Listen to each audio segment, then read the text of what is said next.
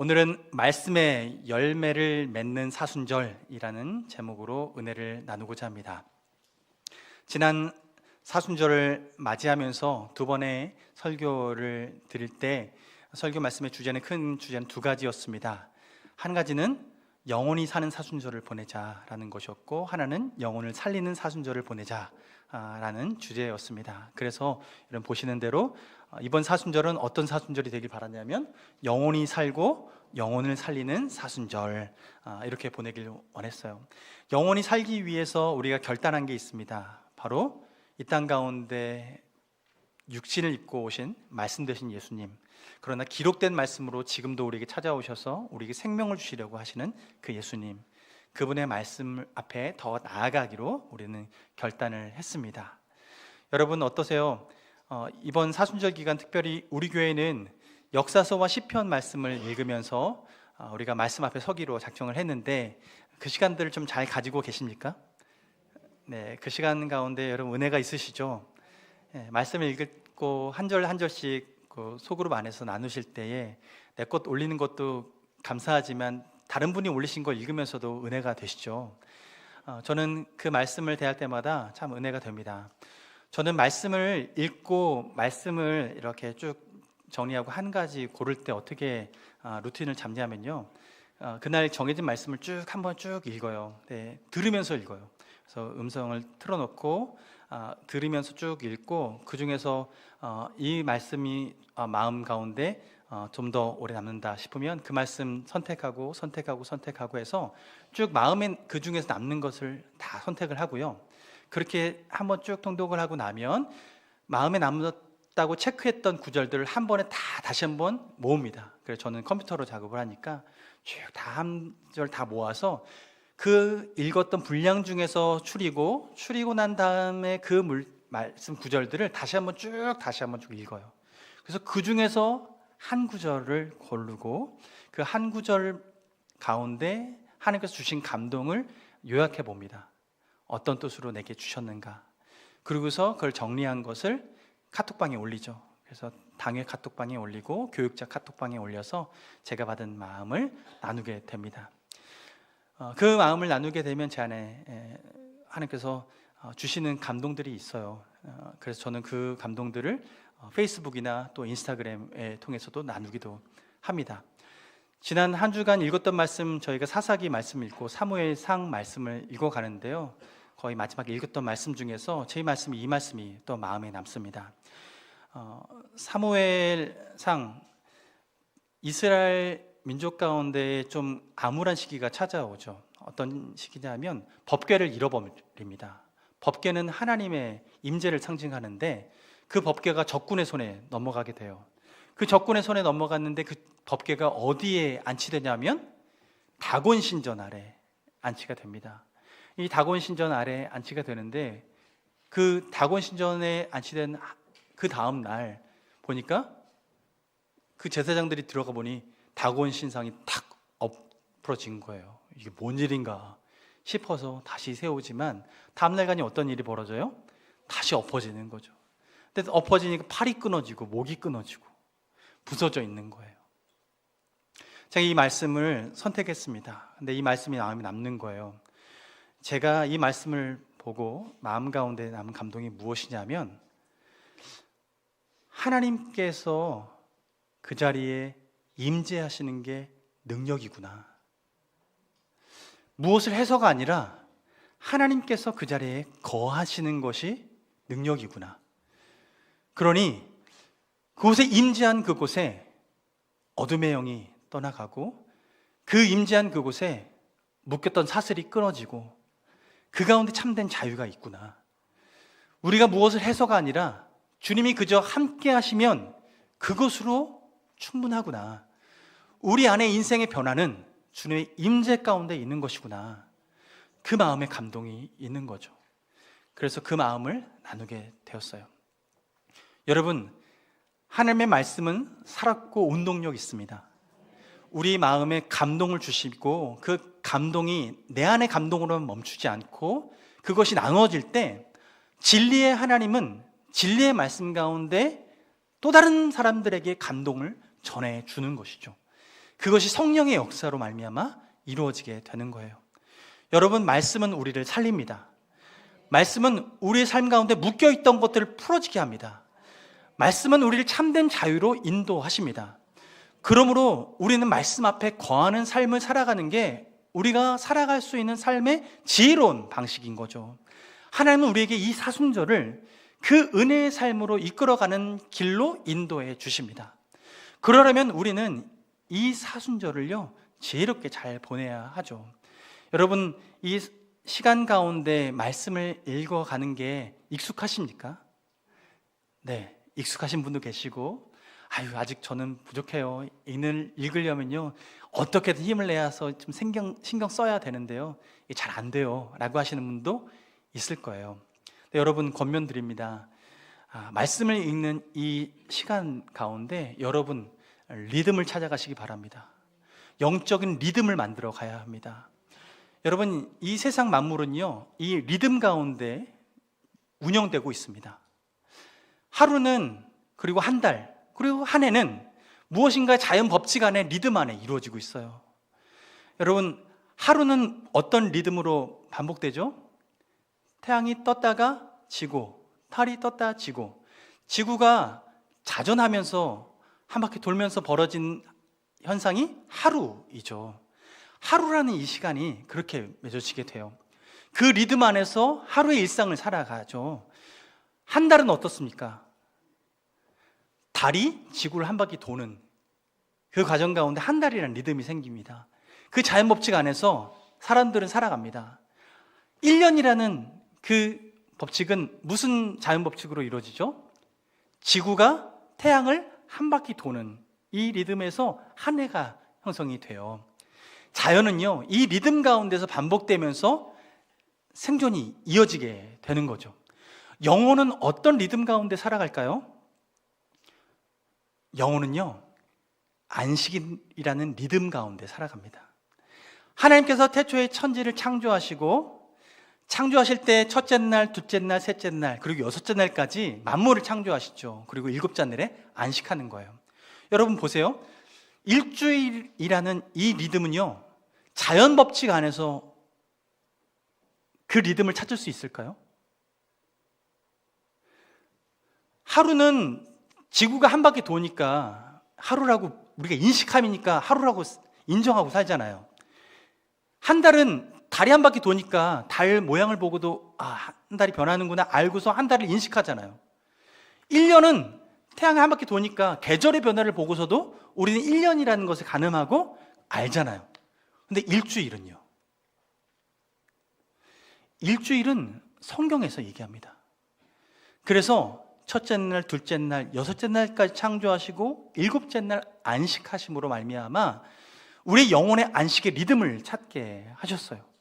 그래서 계명을 통해서 안식일을 거룩하게 지키라 라고 말씀하시면서 이 영혼의 안식의 리듬을 찾게 하시면서 살게 하시는 거죠. 여러분, 우리는요, 이 리듬을 잘 찾아서 그 리듬 안에 살아내야 우리 영혼이 사는 줄로 믿습니다. 그래서 우리는 주일날 이렇게 예배 드리잖아요. 근데 이 예배 드릴 때 우리가 무엇하러 예배 드리죠? 우리는 하나님께 드리는 것이 있지만 하나님으로부터 받는 것이 있어요. 우리는 찬양을 드리고 은혜를 받죠. 또한 우리가 하나님께 기도를 드립니다. 또 하나님께 물질을 드립니다. 또 하나님께서 주시는 것이 무엇입니까?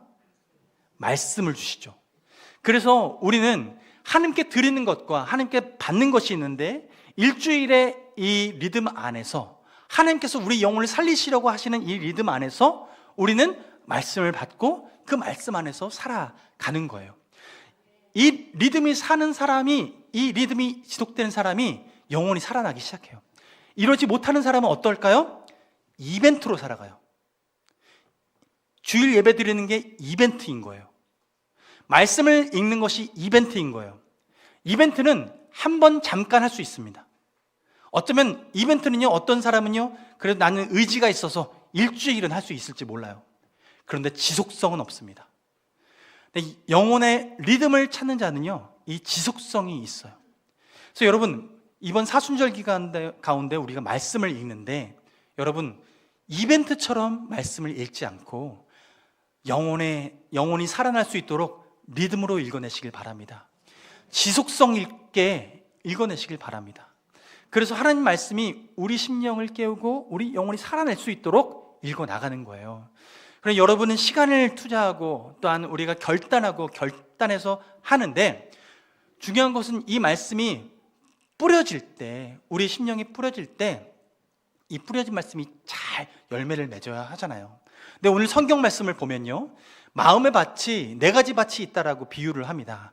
한 가지는 길가밭이 있고요, 하나는 돌짝밭이 있고요, 하나는 가지밭이 있어요. 그리고 마지막 옥토밭이 있죠. 좋은 밭이 있어요.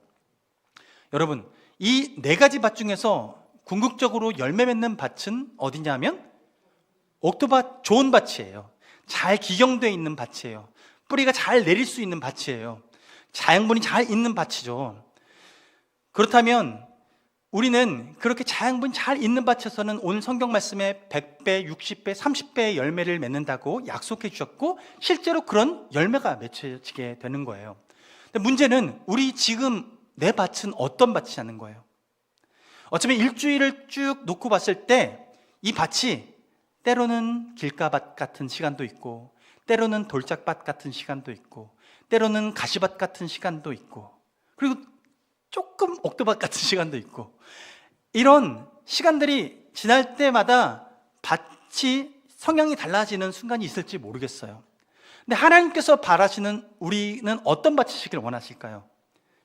옥토밭이길 원하십니다. 좋은 밭이길 원하십니다. 그런데 그냥 돌아보면 여러분은 어떠십니까? 여러분의 마음밭은 지금 어떤 상태에 있으세요?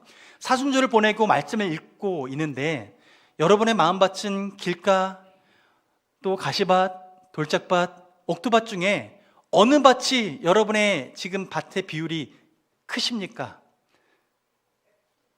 옥토밭입니다 라고 외치고 싶은 분이 여기 대부분이실 거라고 생각이 듭니다. 여러분, 우리 마음이 그렇게 옥토밭이고 싶은데 여전히 길가밭인 경우가 있어요. 길가는 어떤 밭이라고 얘기하죠? 밭에 씨앗이 뿌려졌는데 뿌려지자마자 새들이 와서 쏙 빼먹는데요. 그 얘기는 말씀이 들려지는데, 복음이 들려지는데 이 말씀을 들었는데 깨달아지지 않으니까 에이 하고 그 마음밭에 뿌려진 말씀을 사탄이 다 가져간다라고 예수님이 해석해 주시죠.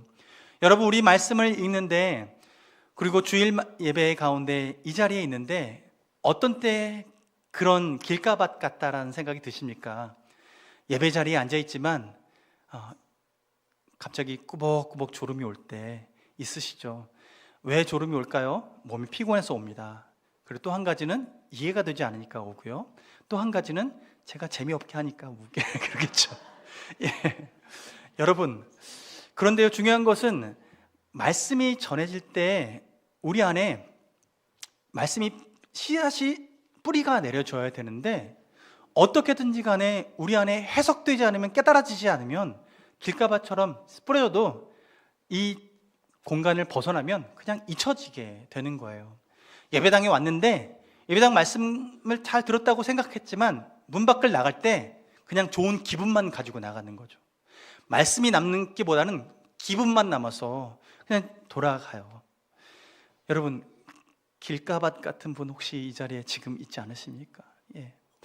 돌짝밭은요, 뿌리는 얕게 맺는데 더 깊이 못 들어가서 뿌리가 태양볕에 타서 없어진다라고 성경은 이야기합니다.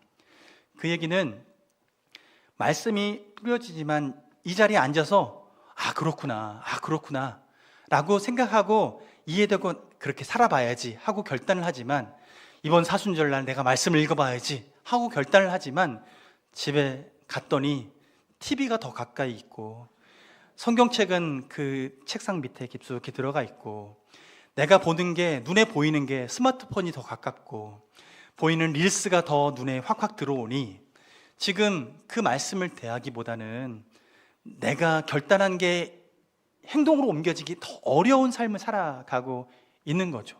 뿌리 내려야 되는데, 결단해서 순종해 봐야 되는데 순종하기가 어려운 거예요. 여러분 어떻습니까? 여러분의 신앙 가운데 말씀을 듣고 그 순종까지 쉽게 잘 달려가고 있습니까? 어쩌면 우리는 자꾸만 넘어지고 있지는 않은지 모르겠습니다. 그런데 돌짝밭도 딱 지나가게 되는데 어두운 가시밭 가운데 있는 분들이 있는 거예요. 10년 가운데 가시밭은 성경엔 이렇게 해석해 주고 있죠.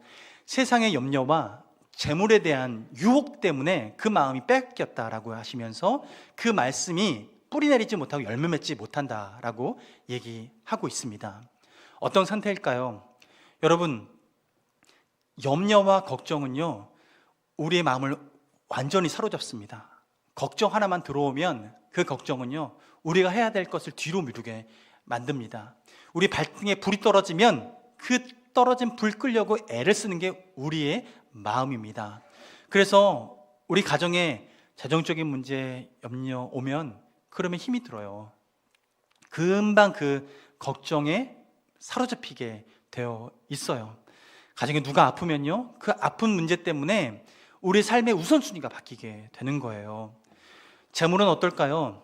여러분, 저는 주식은 안 해봤지만 주식하는 분들 보면 스마트폰이 늘 가까이 있더라고요.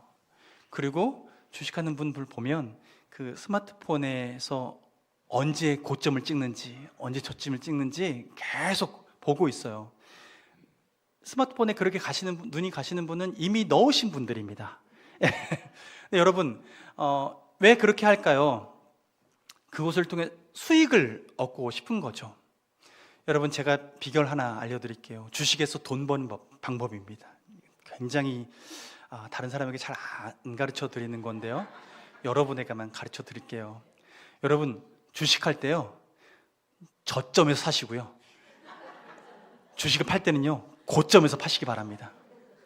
예, 반드시 수익이 납니다. 여러분, 이런 비결을 누가 가르쳐 드리겠습니까? 그런데 우리가요, 그 원리, 그거 생각하니까요, 늘 그곳에 마음이 머무는 거예요. 지금이 저점일까? 지금이 고점일까? 내가 이때 샀는데 지금 손해인가? 조금 더 시간을 보내야 되는가? 참아야 되는가? 우리는 알 수 없는 그 타이밍에 우리 마음을 빼앗겨 버리는 거죠. 조금이나마 수익을 더 얻기 위해서 그 마음을 빼앗기는 거예요. 그런데 이 마음이 말씀을 대하고 말씀대로 살아내려고 하는 그 마음보다 이 수익을 얻으려는 그 마음이 훨씬 더 큰 거예요. 그러니까 우리의 삶에 하나님의 말씀이 내 삶 가운데 뿌리 내리고 열매를 맺어야 되는데, 길가밭처럼 이해되지 않는 말씀 때문에 그냥 눈을 꿈뻑꿈뻑하고 있고, 또한 말씀이 내 안에 기쁨을 잠시 주지만 적용하려고 보니 내 삶 주위에 유혹하는 것들이 너무나 많고, 또한 내가 말씀의 우선순위를 두고 살아가고 싶지만 재물의 유혹에 내 마음을 빼앗겨 버리니 말씀이 내 삶 가운데 열매 맺지 못하게 된다는 거죠. 여러분 어떠십니까? 우리의 삶은 그 말씀 한 구절 한 구절이 내 심령 가운데 뿌리가 내리고 열매가 맺히고 있습니까? 무엇 때문에 그 뿌리가 내리지 못하고 열매 맺지 못하는 삶을 살고 있습니까? 우리는 무엇에 마음에 빼앗겨 있습니까? 어떤 유익을 바라면서 하나님의 말씀이 열매 맺는 것을 뒤로 하고 계십니까? 우리는 어떤 우선순위를 삼고 살아가고 있는지, 주님은 우리 인생에 이 말씀이 뿌리 내리고 열매 맺기를 간절히 바라고 계세요. 그렇다면 우리는 이 마음밭을 옥토밭으로 바꾸기 위해서 어떤 결단이 필요한가? 말씀이 실제로 열매 맺는 과정에서는 이게 반드시 필요합니다. 그게 뭐냐면 믿음이에요. 뭐가 필요하다고요? 믿음이 필요해요. 이 믿음은 말씀이 열매 맺는 데 있어서 가장 중요한 요소인데요, 마가복음 9장 말씀을 보면 한 아버지가 나옵니다. 근데 자녀가 귀신이 들렸어요. 귀신 들려서 불에도 넘어지고 물에도 빠지고 하는 일들이 벌어지는 거예요. 이 문제를 해결받고 싶어서 제자들에게도 찾아갔지만 제자들도 아무런 도움을 주지 못했습니다. 그래서 예수님을 찾아오죠. 예수님을 찾아와서 그가 얘기하는 거예요. 상황을 얘기해요. 뭐라고 얘기합니까? 마가복음 9장 22절 말씀 보면 지금 귀신이 그를 죽이려고 불과 물에 자주 던집니다 라고 얘기하면서 상황을 얘기하면서 예수님께 간구하는 거예요. 그러나 당신이 무엇을 하실 수 있거든 우리를 불쌍히 여기사 도와주옵소서. 이렇게 간구해요. 뭐라고 간구했다고요? 무엇을 하실 수 있거든 우리를 불쌍히 여겨주십시오. 좀 도와주십시오 라고 얘기하는 거예요. 예수님이 이 말씀을 듣고 기분 좋았을까요? 아니요. 삐졌어요. 예수님이 삐져서 23절 말씀을 하십니다. 23절에 뭐라고 말씀하시냐면 예수께서 이르시되 할 수 있거든이 무슨 말이냐, 믿는 자에게는 능히 하지 못할 일이 없다, 이렇게 얘기하세요. 믿는 자에게는 능치 못할 일이 없어, 능히 하지 못할 일이 없어 라고 얘기하시는 거예요. 너무 안타까워서 하는 얘기죠. 그랬더니 이 얘기를 들은 아버지가 금방 이 책망의 말씀을 듣고 반응을 합니다. 뭐라고 말하냐면 9장 24절 말씀에 그 아버지가 소리를 질러 내가 믿나이다, 나의 믿음 없는 것을 도와주소서 라고 얘기하는 거예요. 지금 그 말을 바꾸는 거죠. 믿음이 있어서 믿겠나이다 이렇게 얘기하는 게 아니에요. 지금 자기의 지금 상태를 정확히 얘기하는 것은 뒤의 말씀이죠. 믿음 없는 것을 도와주소서. 자, 그래서요 예수님이 이 이야기를 듣고 그 다음 25절에 얘기합니다. 귀신을 꾸짖죠. 더러운 귀신을 꾸짖어 이르시되 말 못하고 못 듣는 귀신아, 내가 내게 명하노니 그 아이에게서 나오고 다시 들어가지 말라 선포하십니다. 그랬더니 이 말씀에 반응해서 귀신이 나오죠. 말씀이 열매를 맺게 되는 거예요. 주님께서 이 땅 가운데 창조의 말씀 되신 예수님께서 그 말씀을 선포하니 그 가운데 그대로 되어지는 역사가 이루어지는 거예요.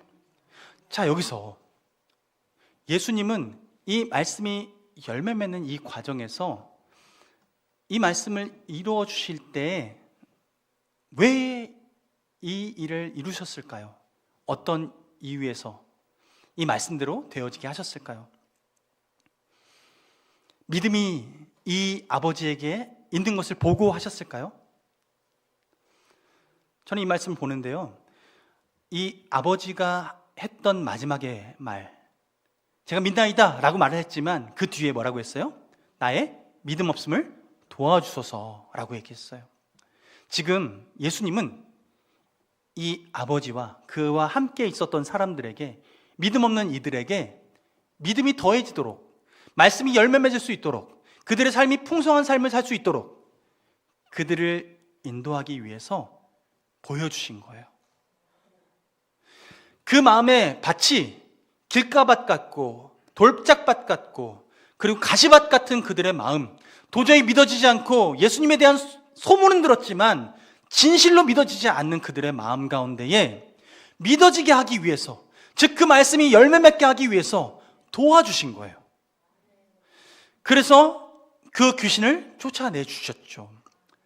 이런 비슷한 상황이 제자들에게도 있었습니다. 그 중에서 한 제자가 누구냐면 도마죠. 예수님이 죽으시고 사흘 만에 부활하셨을 때 제자들을 예수님이 찾아오셨습니다. 예수님이 찾아와서 나 부활했다라는 걸 보여주시죠. 그런데 그때 첫 방문 때 없었던 제자가 있었는데 그가 도마입니다. 도마가 그 자리에 없었고 후에 제자들이 도마에게 예수님 부활하셨다라는 얘기를 했을 때 도마가 믿어지지 않는 거예요. 아유, 그게 말이나 되냐 라고 했을 그때에 나중에 예수님이 다시 도마를 찾아오시죠.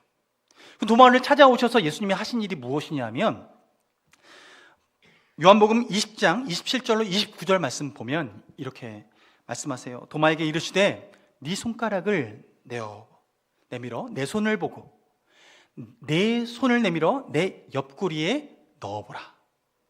그리하여 믿음 없는 자가 되지 말고 믿는 자가 되라.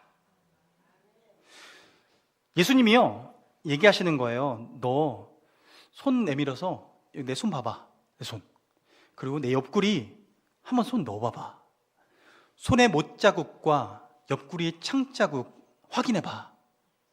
나 십자가에 달렸던 그 예수야. 너와 함께 있었던 그 예수야. 내가 부활했어 라고 말씀하면서 그에게 얘기하시는 거예요. 보여주시면서 믿음 없는 자 되지 말고 믿는 자가 되라. 믿음 없음을 도와주신 거예요. 보게 하시고 경험케 하시는 거죠. 여러분, 우리가 말씀을 하나님께서 흩어뿌리게 하십니다. 사순절 가운데 역사서와 시편 말씀을 우리가 읽는데 그게 때로는 길가밭 그리고 가시밭 때로는 돌밭에 뿌려지기도 하지만 우리가 옥토밭에 뿌려지는 순간이 있을 수 있어요. 그런데 다른 밭에 뿌려졌을 때 하나님께서 우리 밭을 기경해 주세요. 근데 우리의 가시밭과 돌짝밭과 길가밭 그 마음을 기경하실 때 어떻게 기경하시냐면 그 안에 믿음으로 열매 맺게 하기 위해서 오늘 예수님께서 도마에게 믿음 없는 자 되지 말고 믿는 자가 되라 라고 말씀하시면서 도와주셨잖아요. 그런데 그 도움을 지금은 성령님이 주시는 거예요. 성령님이 우리 안에 내주하셔서 깨닫게 하시고 알게 하시고 경험하게 하시는 거예요. 우리에게 경험케 하시는 그분이 믿음 없는 자가 되지 말고 믿는 자가 되라. 우리에게 말하는 말씀들이 이번 사순절 기간에 뿌려질 거예요. 근데 그 뿌려진 말씀들이 내 안에서 뿌리내리기 위해선 성령님께서 믿어지도록 도와주시는 그 기경하시는 사건이 있을 때에 우리 삶에 열매 맺는 삶이 이루어지게 되는 것이죠. 여러분, 우리는 주님의 도움 없이는 살 수 없습니다. 그런데 이 모든 것이 중요한 건 말씀이 뿌려져야 돼요. 로마서 10장 17절 말씀 보시면요, 이렇게 말씀합니다. 그러므로 믿음은 들음에서 나며 들음은 그리스도의 말씀으로 말미암느니라. 믿음은 어디서 난다고요? 들음에서 난대요. 들음은 어디서 시작돼요? 말씀으로부터 시작된다는 거예요. 결국 믿음은 어디로부터 시작됩니까? 말씀으로부터 시작됩니다. 결국 이 믿음의 선순환이 일어나야 되는데 그러려면 가장 먼저 무엇이 우리에게 뿌려져야 되냐면 말씀이 뿌려져야 돼요. 근데 이 말씀이 뿌려질 때 이 말씀이 이해되고 깨달아지고 경험되어지는 이 과정에 성령님의 도우심을 따라 믿음 없는 자에게 믿음을 더하시는 그 은혜를 경험하여서 믿어질 때에 말씀이 열매를 맺는데 이 열매를 맺게 되면 다시 믿음이 더 커지는 거죠. 그러니 말씀을 더 갈망하게 되고 갈급하게 되고 말씀을 더 깊이 읽어가려는 마음이 생기는 거예요. 그런 이 믿음의 선순환이 되어지면서 우리는 신앙생활의 성장이 일어나게 되는 거죠. 여러분, 이것이 이벤트로 이루어지면 그냥 한순간의 이벤트로 끝날 수 있어요. 그런데 이것이 지속성을 가지고 나아갈 때, 영적인 리듬을 가지고 살아갈 때 우리는 지속적으로 성장하는 주님의 자녀가 될 줄로 믿습니다. 하나님은 우리에게 그 신앙생활을 하도록 오늘 초청하시는 거죠. 말씀이 이 땅에 육신이 되어 오셨고 기록된 말씀을 지금 남겨두셔서 우리에게 그 생명의 말씀 가운데 성장하도록 우리에게 주신 이 말씀, 이것이 우리 삶을 변화시키기 위해서 믿음으로 우리 삶을 기경해 나가고 이 믿음으로 기경해 나가는 과정 가운데 성령님께서 역사하시도록 간구하고 기도하며 나아갈 때 반드시 주님께서는 깨닫게 하시고 살게 하시고 경험케 하시는 은혜가 있게 될 것입니다. 그때 우리는 말씀이 내 삶을 다스리시고 예수님이 말씀이 육신되어서 살아내신 것처럼 이제는 그 말씀이 우리 안에 체화가 돼서 우리가 이 땅 가운데 말씀이 육신되는 삶을 그리스도의 몸으로서 교회로서 살아내는 삶을 살아갈 수 있게 되는 것이죠. 여러분, 그 삶을 살아내길 원합니다. 주님께서 오늘 그리 살아가라고 우리를 초청해 주셨습니다. 그때 우리가 이렇게 반응할 때 히브리서 4장 12절 말씀, 이 말씀이 우리 삶 가운데 이루어질 줄 믿습니다. 우리 함께 읽습니다. 하나님의 말씀은 살아있고 활력이 있어 좌우에 날선 어떤 검보다도 예리하여 혼과 영과 및 관절과 골수를 찔러 쪼개기까지 하며 또 마음의 생각과 뜻을 판단하나니. 아멘. 이 생명의 말씀은 성령님께서 감동 주셔서 깨닫게 해주시는 말씀은 우리 마음에 뿌려져서 옥토 가운데에 기경되어지고 그리고 그 가운데 열매 맺어서 믿음 가운데 역사하여서 우리의 체질을 바꾸시고 영적인 체질을 바꾸시고 우리 삶을 바꾸시는 그 은혜 가운데 우리를 이끌어 가실 것입니다. 그 은혜를 맛보시고 그 은혜 가운데 간증이 넘쳐나는 우리의 삶이 되기를 주님의 이름으로 축원합니다.